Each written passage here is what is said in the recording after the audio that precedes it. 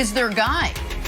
Zion had himself a weekend, but are people going overboard comparing Zion to Shaq? And the MVP race is heating up, but James Harden says it is his to lose. Good Monday morning, everyone. Welcome to First Things First. Jenna Wolf, Nick Wright, a very happy Brandon Marshall, Kevin Wilds. Nick, is Harden right that the MVP is his? Don't ask him. He's on the very short list. It's just unfortunate that Brandon's decided wins against the Pistons don't count. Otherwise, that was a great game. Otherwise, that was a great game. Had him at 7. All right. Let us keep it in the NBA. We will get to the beard in a second. We got start our show right here. Rarely do buyout players make big impacts, but two headliners over the weekend might be the exception to that. You got two-time All-Star Andre Drummond heading to the Lakers, 7-time All-Star LaMarcus Aldridge joining an already stacked Brooklyn Nets team. Conversation pieces. Nick, let's kick it off with you. Which team's new addition you think gets them closer to a title? Well, I think, Jenna, your point is a very relevant one, which is it is an incredibly short list of buyout guys who have actually ended up being anything close to difference makers on finalists, much less title teams. But if I have to choose between the two, I would say Drummond, because right now the Lakers are so shorthanded, and even when they're not shorthanded, he's going to be the starting center. And on the Nets side of things, I don't totally understand what they're doing. Because I understand LaMarcus Aldridge has had a wonderful NBA career. But that doesn't change the fact that at the present moment, he is a bad NBA player. When you see guys bought out, it's typically like the Blake Griffin or Andre Drummond situations, meaning expensive, aging guys near the end of their contracts on terrible teams. Teams that would rather play young guys that aren't trying to make the playoffs and want to save a few $1 million. LaMarcus Aldridge just got bought out from a playoff team and hasn't played in a few weeks for a playoff team, which I think speaks to what he's able to do at this point of his career. And so, Brandon, I don't know what he adds to the Nets aside from name recognition. And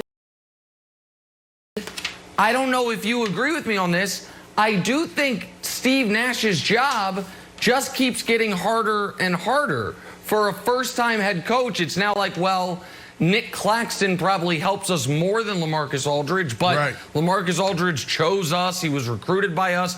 Do I need to play him? So I don't think either one of these guys is a huge move. I understand the Drummond move a lot more than I understand the LaMarcus Aldridge move. I agree. And to answer the question quickly, Jenna, it's definitely the Lakers.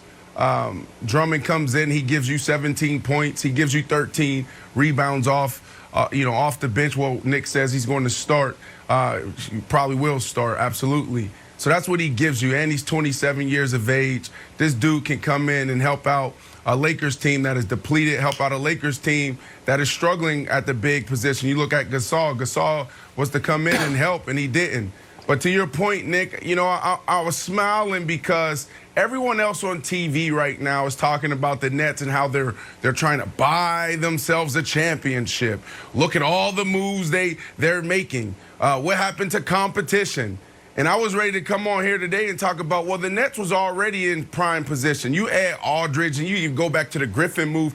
These dudes are aging players. We're talking about guys who aren't even averaging 14 points a game. So, you don't understand what they're doing. I do. They're adding depth.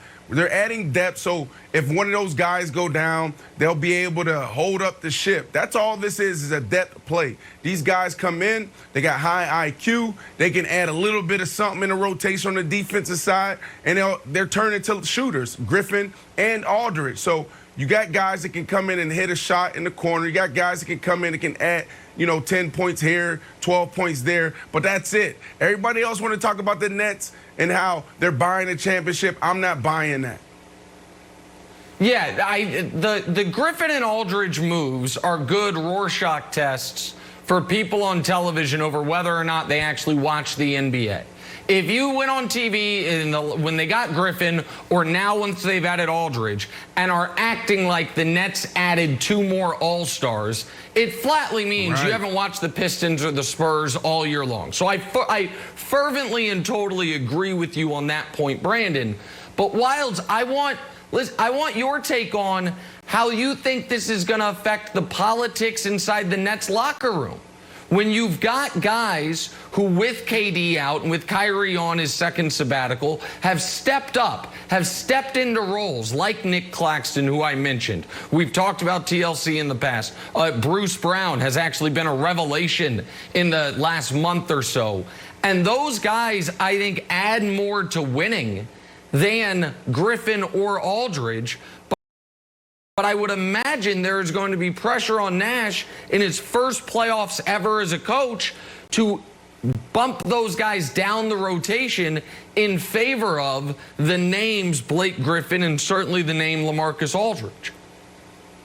Yeah, but do you think that Blake has been an issue? I mean, granted, Kyrie hasn't been around and Durant hasn't been around, but it feels like Blake is happy with his role, and I assume LaMarcus Aldridge will be happy with his role. He chose the Nets with eyes wide open, Nick. So I would think that Steve Nash knows that the big 3 get the majority of the minutes, and aging superstars know they're aging superstars. And I think they would be happy with, what, 20 minutes a game, 12 minutes a game? You got to see DeAndre Jordan's minutes go down. Sometimes he plays 20, sometimes he plays 12. I think they'd be totally happy with 15 minutes a game and sort of like contribute. The question for you, Nick, is this. Do you consider LaMarcus Aldridge's move ring chasing? Do you consider Blake Griffin's move ring chasing, or just like, I want to be part of this team environment? Oh, I do. I think it's clearly and obviously ring chasing, but I also don't think that's a... Yeah, I don't think that's a pejorative, though. I don't think that's a problem. That's not a slur I'm throwing at him. I think guys who have played this long and not been able to get over the top, if it's like, okay, I'm now in a different phase of my career, going to the place they're most likely to be able to go to a finals and win a championship, they feel, I think is smart. I can give a little bit of news here. I don't know if this classifies as news or rumors, but whatever it is, I'm going to educate the audience a bit. I heard from 2 separate front office guys this weekend. The world evidently thinks I'm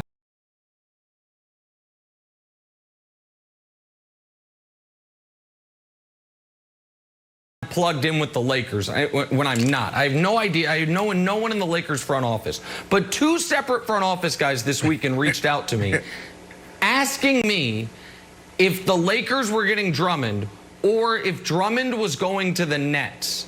And they were asking not along the lines of, because they were worried about the Lakers, these were Eastern Conference folks, because they desperately didn't want Drummond to go to Brooklyn because of what that would do for Brooklyn. I do think, Brandon, buyout guys do have minimal impact, but if you're Brooklyn and you need to go through Giannis and Embiid, potentially both of them, I think of all the buyout guys that they could have added, I think Drummond would have been the best fit for them. So it might actually benefit the Lakers that they got Drummond just to keep him out of Brooklyn. And I don't think Drummond wanted to go to Brooklyn because DeAndre Jordan is, you know, he's been godfathered into 20 minutes a game there. And so he wouldn't necessarily get the time he's going to get with the Lakers. Well, I want to go back to the first thing you said, Nick. I'm just confused. Why would anybody in America think that you got to end with the Lakers? Why would anybody think that? I mean, you just talk about them every single day. You just stand on the table and talk about LeBron James every single day. I have an in with some of their players. But I don't have an in with Rob Pelinka.